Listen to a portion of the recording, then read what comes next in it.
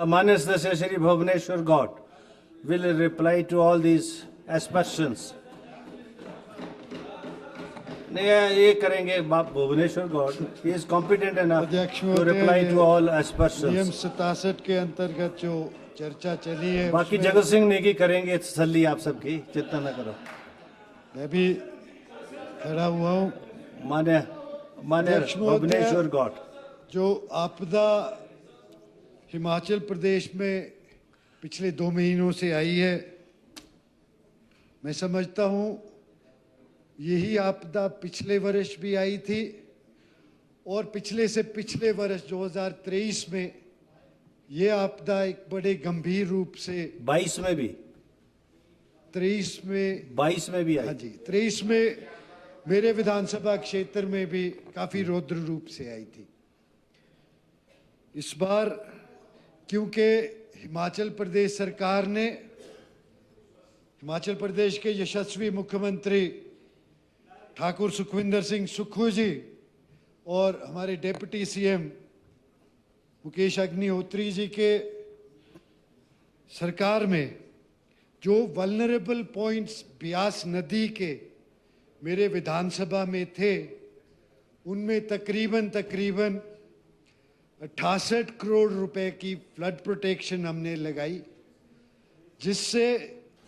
हमारे विधानसभा क्षेत्र में क्षेत्रवासियों को काफ़ी फायदा हुआ है. जो हायर रीचेस हमारे क्षेत्र की थी, जहाँ पे बादल फटने की घटनाएं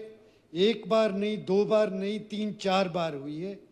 वो तकरीबन एक ही वाटरशेड एरिया में हुई है. जो हमारा सोलांग नाला का एरिया है, उसमें इस साल ही कोई 3-4 बार बादल फटे, जिसके कारण आज जो स्ट्रीम का मलबा है वो ग्राउंड लेवल से ऊपर आ गया है.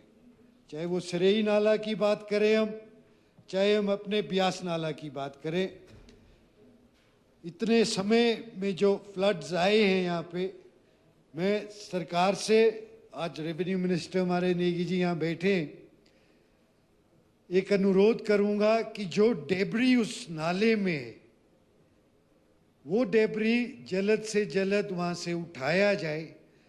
ताकि अगर पानी उस नदी में दोबारा आता है, उस नाले में दोबारा आता है, तो वो एक चैनल ढंग से आगे निकले और क्षेत्र में नुकसान ना हो. हमारे क्षेत्र की बात करें तो आजकल और तकरीबन 1.5 महीने से हम लोग सभी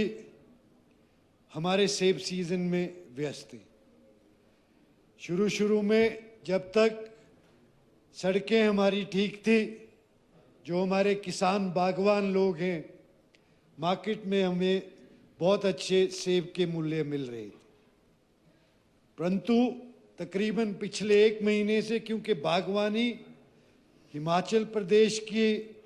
एक फाइनेंस के लिए मेरे ख्याल सबसे इम्पोर्टेंट डिपार्टमेंट होगा, जब से मंडी में आपदा आई है, रिसोर्स मंडी में आपदा आने की वजह से, और ये जो national highway authority of India की सड़क है, ये सड़क ही हमारे क्षेत्र के लिए सबसे बड़ी आपदा के रूप में आई है.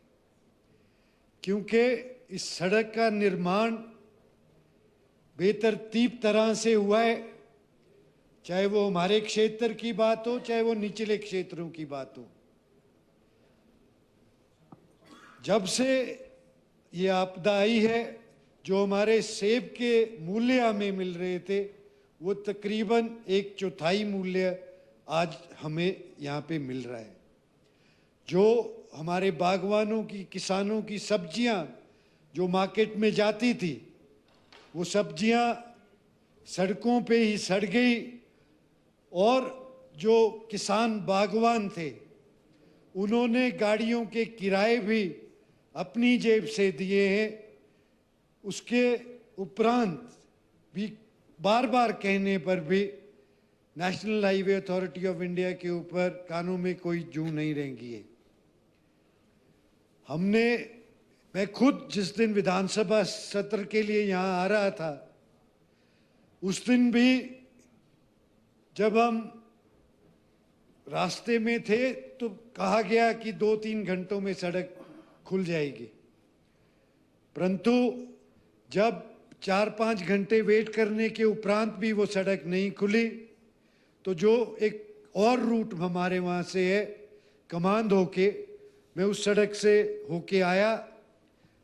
और तब तकरीबन कोई 12 घंटों में मैं शिमला पहुँचा हूँ,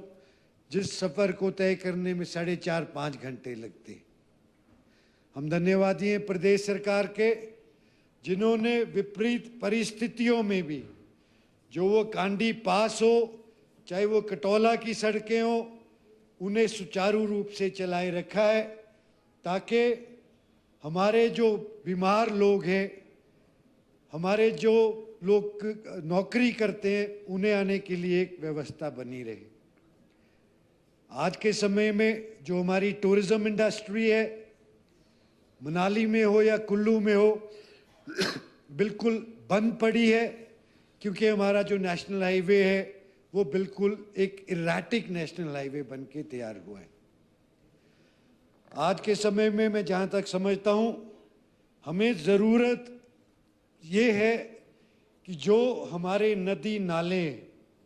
इसमें इन सभी नालों में अर्ली वार्निंग सिस्टम्स इंस्टॉल हों, ताकि जो रिवर बेसिन में हम लोग नीचे रहते हैं, समय पर सभी को सूचित किया जाए कि इस पानी का जल स्तर बढ़ रहा है और लोग इन जल स्तर से दूर हो जाए। साथ में मैं जो समझता हूँ, जो हमारे यहाँ पे हाइड्रो इलेक्ट्रिक प्रोजेक्ट्स बन रहे हैं, इनकी जो डैम्स हैं,